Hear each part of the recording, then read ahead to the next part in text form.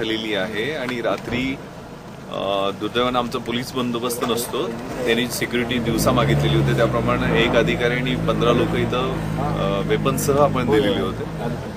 रात्री त्यांची private security काम करत असते, पण हे सगळं त्यांचं शूटिंग 12:30 आटोपल्यानंतर साधारण 20-25 जण येऊन इथं हा प्रकार केलेला आहे. प्लॅनिंगनं आलेले आहेत, कारण बिअरच्या बॉटलमध्ये सोडा मिक्स करून, पेट्रोल मिक्स करून त्याला आग लावण्याचं प्रॉपर नियम त्यांनी प्लॅनिंग केलेलं दिसतंय.